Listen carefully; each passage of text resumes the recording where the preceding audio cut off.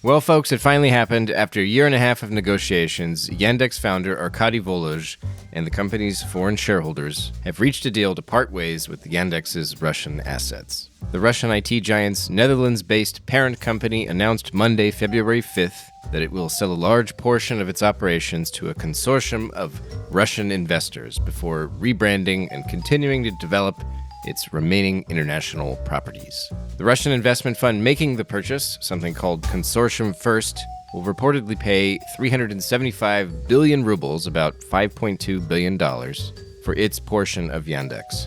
According to Forbes Russia, the deal likely includes a 10% exit tax to be paid to Russia's federal budget, a fee the new buyers will effectively have to foot themselves. Yandex's restructuring has been underway for more than a year. Meduza has reported together with the news outlet The Bell on the backroom negotiations that have been ongoing to ensure that Yandex's core Russian assets pass to Kremlin-approved hands, and now we're finally there. So, let's talk about the breakup of Russia's most important technology company and what it means for the future of Kremlin control over the industry. Welcome to the Naked Pravda.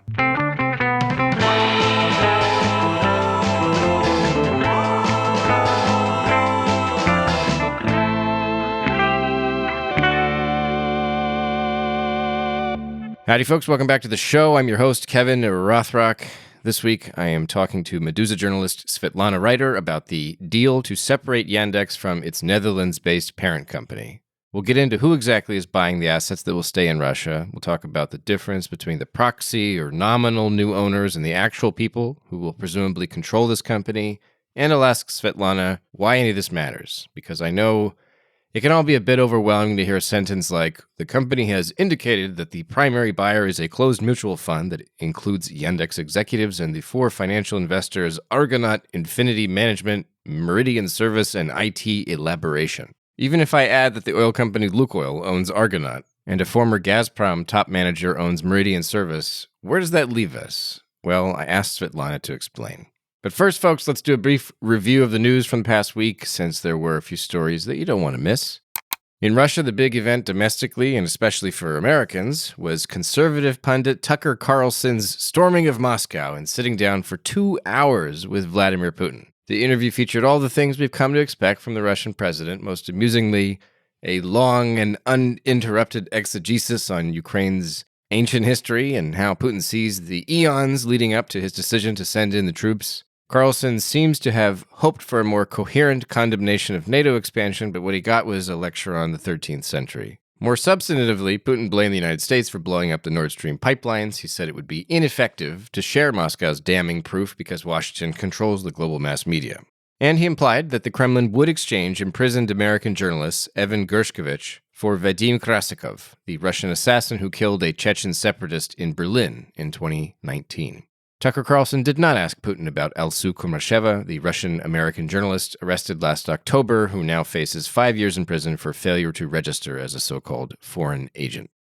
The biggest news in Ukraine, besides the rapid approach of the second anniversary of Russia's full-scale invasion, was President Zelensky's dismissal of Valery Zaluzhny, the commander-in-chief of Ukraine's armed forces. Speculation about the personnel change has been raging for weeks, and commentary about the wisdom of changing military leaders at this point in the war has been quite acrimonious at times. Polling shows that Zaluzhny has become the country's most trusted political figure, outshining even Zelensky, leading to concerns about political infighting in the aftermath of last year's failed counteroffensive and especially faltering Western aid. Zaluzhny's replacement, Alexander Syrsky, has an impressive resume, but he also comes with baggage of his own, including a reputation among Ukrainian soldiers that has some worried about the army's discipline and stability in the fighting ahead. At the same time, Zelensky telegraphed this decision well in advance, and he announced the move with a photograph showing him and Zaluzhny shaking hands amicably.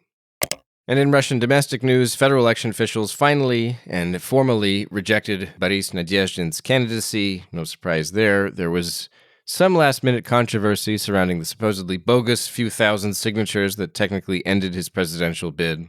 Novaya Gazeta published a report citing allegations from disgruntled campaign workers that Nadezhdin had multiple campaigns working at cross purposes, including a team of shady political technologists. Whether this was a self-sabotage scheme or just the ordinary lack of coordination in a sprawling political campaign, it seems to be the end of Nadezhdin. The Supreme Court will have the final word on the matter, but it would be quite a shock if the judges reversed the Election Commission's decision.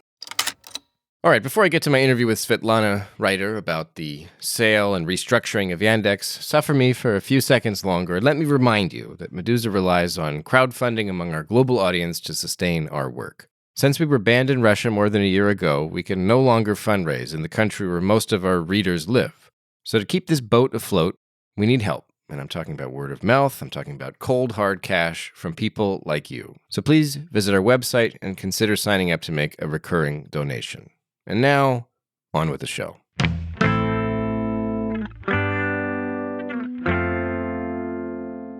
First question I have, I think, is the obvious one, but I don't know if there's a clear answer. Who now controls Yandex? Like, I know that it's been split between the Russian side and the international side, and maybe there's more transparency with the international side. But generally speaking, like, who's in control now? Well, it is indeed more transparency with the international part. So the main owner of the company, of the international company, of the startups, 4 startups we have, will be Arkady Volosh, who was previously founder of Yandex, and his Trust Foundation. Yeah, that's the right thing, right word. Technically, it will be Arkady Volosh and his startups. Yandex NV was also the owner of the part of the Russian Yandex. So the Russian Yandex will be now owned by consortium. It's a closed foundation. And it will be, to our point of view, and we can see it quite clearly, will be mostly state-controlled or controlled by the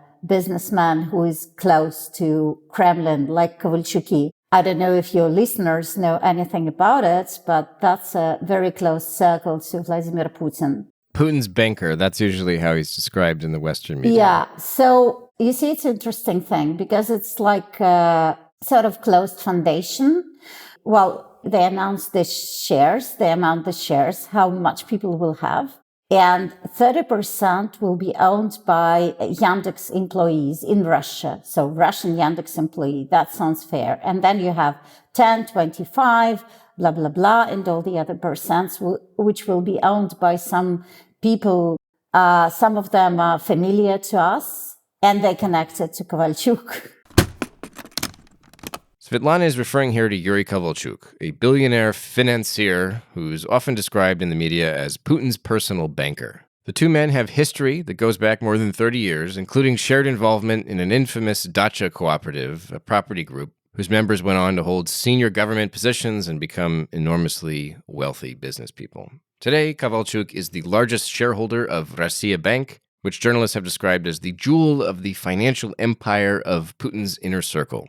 Kovalchuk also controls National Media Group, an investment firm with controlling stakes in popular Russian media assets. His name features prominently in the Panama Papers investigation, where it was revealed that Kovalchuk and Bank Russia transferred at least $1 billion to a specially created offshore. He's been under Western sanctions for almost a decade, since Russia's annexation of Crimea, for his role in facilitating many of Putin's initiatives. And some of them are not familiar to us. And I think, and I'll be very accurate, I think, and my sources or our sources, because we work together with a Belgian journalist on this theme a lot. So our sources are linking them to Kovalchuk and they're calling them proxy. So we have proxy who will have the bigger share than the Yandex employees itself. So you see, it's like 30% will be owned by Yandex employee, which sounds really nice. But then you have the other persons and shares, like 70%, and it will be owned by people who are close to Kovalchuk.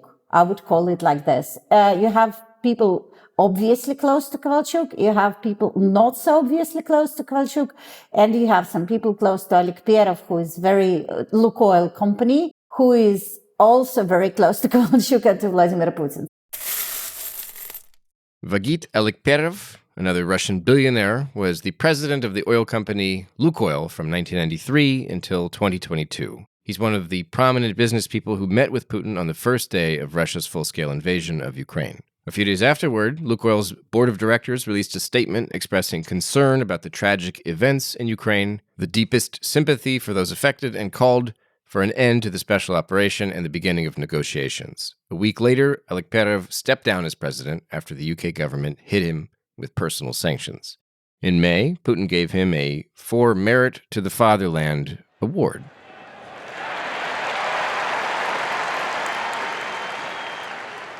So it looks like this. It's a bit schizophrenic and hectic. For example, our sources named to us Vladimir Potanin. He is also a businessman and he's very close to Vladimir Putin. According to the Forbes sources, Vladimir Potanin was buying shares of Yandex. So he's already having quite some, stocks and probably some share in Yandex. A quick note about Vladimir Potanin. This is yet another Russian billionaire who grabbed much of his wealth in the controversial Loans for Shares program during the Yeltsin era. In June 2022, the UK imposed sanctions on Potanin for being one of the major oligarchs in President Putin's inner circle. He's a key shareholder in Norilsk Nickel, the world's largest producer of refined nickel and the 11th largest copper producer. Journalists at Novaya Gazeta have reported that Potanin is one of the main beneficiaries of the invasion of Ukraine. He's reportedly managed to gobble up some $18 billion in assets of Western companies, I'm talking banks, insurance companies, that kind of thing. In April 2022, the Potanin-controlled management company Interos acquired Oleg Tinkov's controlling stake in Tinkov Bank for roughly 3% of its real value after Tinkov criticized the invasion of Ukraine. But looking at the proxy we have now, we can't see him directly, which can mean something or can mean nothing. What's the significance of being able to say, oh, this is in Kovalchuk's control, or oh, this is actually belongs to Lukoil, or it's all Kirienko or something? Like, does being able to identify the real holder, not the nominal owner or the proxy owner or something, what does that mean? Like, what does that matter? Do you think it affects the way the company will behave? Does it mean that because Kovalchuk is so close to Putin, it means that Putin has even more control over what Yandex does, and it can censor better, or it can, I don't know, make missiles or something? Like, what does it mean, like, from kind of like a public interest perspective? Yeah, but they'll be state-controlled. They're already really state-controlled, and they'll be more state-controlled. I mean, it's very difficult to explain, probably to your listeners, what Yandex means for regular Russian. I mean, and if I'll say it will be state-controlled, just imagine what will be if Google is state-controlled. And I'm afraid that a lot of your listeners will say, oh, Google is already state-controlled. Kidding. Thing is, I mean, it's completely state-controlled. So you have censorship on every stage, and you have this, let's say we wrote the article in Meduza, which I liked a lot, that the unit of the Yandex called Yandex Taxi is already giving the information on the FSB, request, like on the low, and they're doing it more and more and more. So before they were refusing to do it, sometimes they had this option to check. Now they're obliged to do it on the low. They're obliged to do it on the low. Plus to it, they lost the Yandex News, which was at some point really important thing, because they had all the media. I mean, it's difficult to discuss because, I mean, they had Yandex News, and then they had this law when they were obliged to put on the news only state media, right? So they don't have this freedom, right? We all lost freedom in Russia. So Yandex also lost freedom in Russia, but plus to the freedom they lost already, they'll be probably putting some more of the, let's say, federal newses, federal articles. So there'll be more, pushing what the aims which government wants. That's what we all witnessing at the moment. Journalists at The Bell previously reported that a special foundation would be responsible for key decisions at Yandex after its restructuring. The three executives joining this foundation will be former CEO Tigran Hudaverjan, director of e-commerce and the mobility business group at Yandex, Daniil Shuleka, and the current CEO Artyom Savinovsky, as well as Yandex's corporate development advisor Alexei Kudrin, Russia's former finance minister and the former head of the Accounts Chamber, another financial control government body. And what do we know about, if we know anything, what do we know about the management the actual like managers who will be working with the Russian side of Yandex now? I know that there was hope or speculation that Alexei Kudrin would somehow play a role, and I know that some people think he's bad and some people think he's good, but he's at least among the like systemic liberals, he's considered nicer than others, I suppose. And so there was some hope that, Kudrin will be involved. That will help Yandex somehow, the Russian side. Is he still in the picture? Well, if to believe our sources, Kudrin in the beginning, he had a role as the intermediary between the Kremlin and between the liberals from Yandex. What is also very important, that all the proxy who is now in this consortium, they are not in sanction lists of United States, Great Britain or Europe. That was the main sort of condition. They shouldn't be in the sanction list. That's why we're seeing a lot of proxies. Right? Because if it wouldn't be like this, if it wouldn't be sanctions, then we would see like real names. That's the point. In the beginning, they were discussing this, a list of investors, as we understood, and they were discussing it with Putin. And Putin, as the sources told us, or Kremlin at least, they told, it should be like the buyers. We don't care if they're under sanctions or not. It's like our assets, and it's not our problem that it's partly owned by Yandex N.V., who is in Netherlands. So, I mean, like this. As far as we know, right, Kudrin is not on the picture because he failed as an intermediary, and it was like some objective reasons for it, because in the end, Kudrin was under sanctions as well, right? So he couldn't really fulfill his duty being under sanctions. And as far as we understood, Kiriyenko, who's the main ideologist in Kremlin for now, he was very interested in having Yandex. So they have this fight, and he won, basically. So in the end, we have the, like, sources saying to us, the buyers who are completely approved by Kiriyenko. And it's very important to mention that Kiriyenko's son is the head of VK, if you know what is VK. And VK is like a social network plus all the other platforms, completely state-controlled, like first channel, they call it in Russia, first channel in the internet. So they want to build like very big state internet holding, probably with the help, because they'll integrate, I'm sure, probably I'm wrong, hopefully, but something is saying to me that I'm not, that in the end they will have this massive holding, and they have this dream because they have two competitors now, YouTube and Telegram. So they want to block YouTube, and I don't know if they'll succeed with the YouTube or Telegram, but at least that's what they want. So they're building this big state internet machine, which will be working for Russian, right? For Russians in the internet. So that's the point. And I mean, as I understood, the people like top management of Yandex in Russia, they're still there on the same place, like Tigran Khudaverdyan. As I understood, he will be still still in Yandex. So he will be also making some job there, working there. So it will be the same managers. So it will be like this.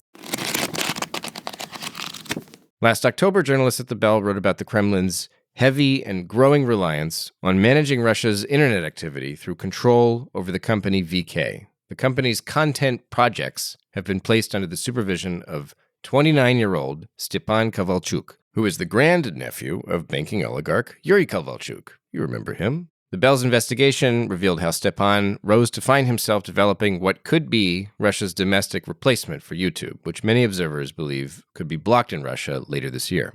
And what should we expect from the international Yandex? It'll probably change its name, I assume? And for now, I mean, when we had the other podcast for Russian Meduza, right?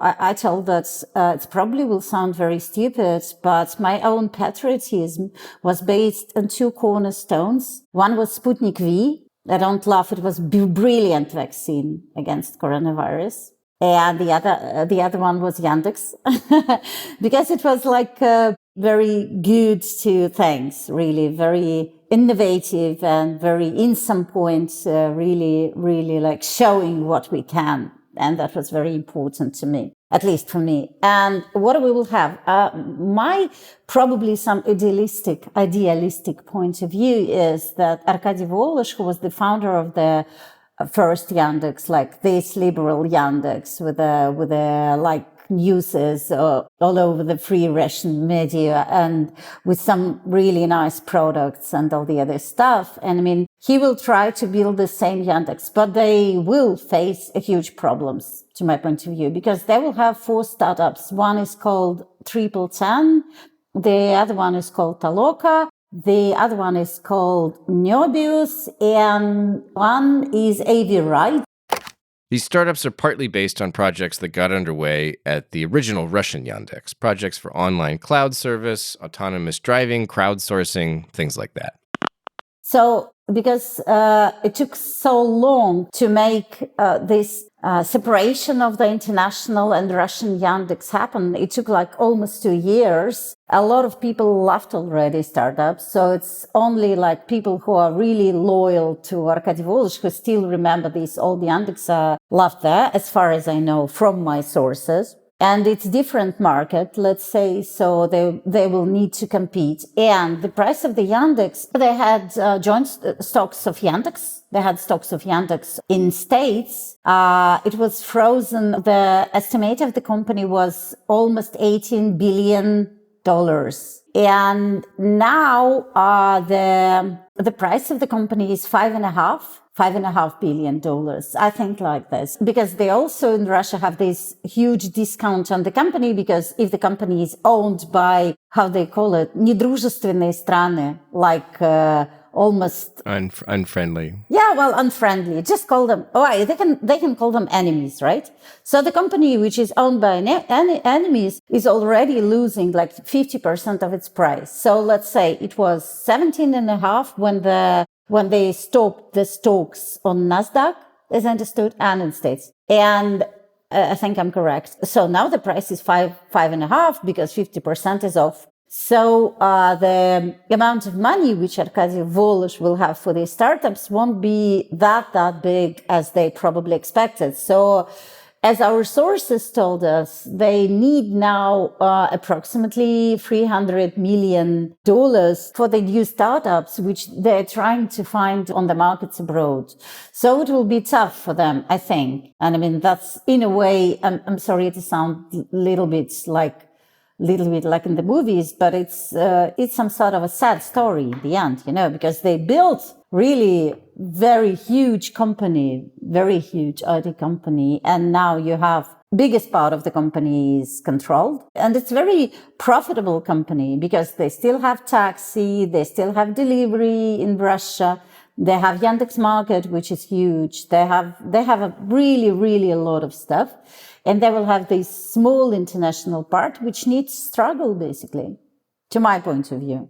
Do you expect the foreign division of Yandex, which is now going to be separate and developing on its own under Arkady Volozh, is it possible that it will one day return and compete against what Yandex is doing domestically? I know this is maybe a poor comparison, but I'm reminded of Pavel Durov, founding VK, Vkontakte, and then being forced out, leaving, and then creating something else that is now basically come back and is now as important, or if not more important than VK ever was. I'm talking about Telegram.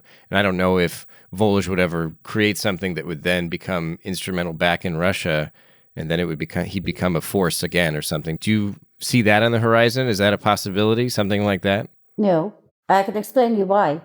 Because when Pavel Durov had his Telegram, we didn't have war.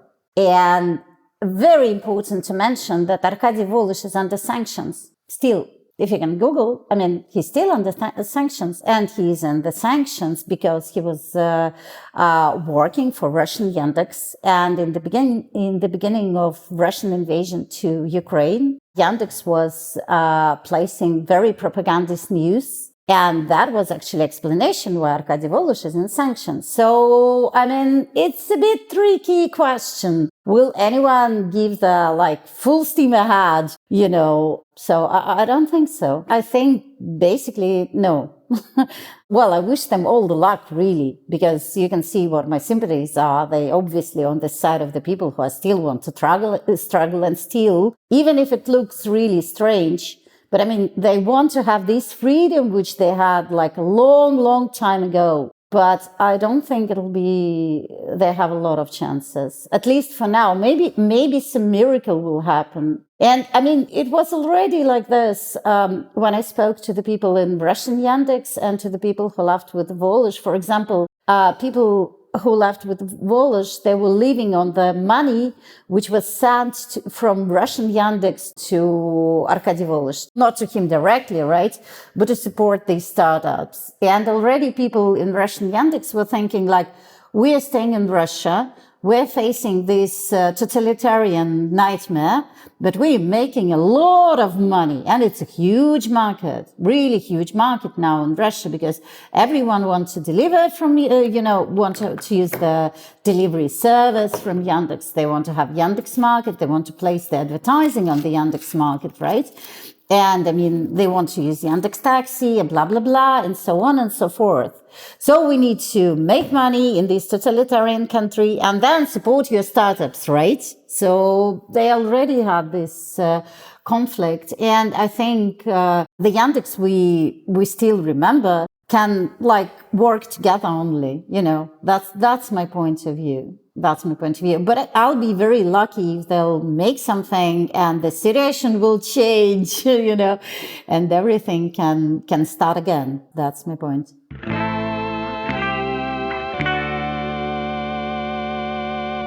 Thanks for tuning in, folks. This has been The Naked Pravda, a podcast from Meduza in English. Remember that undesirable status back in Russia means our entire news outlet now relies on readers and listeners around the world to support our work. Please visit our website for information about how to become a contributor with one-time or recurring pledges. Thanks again. Until next week.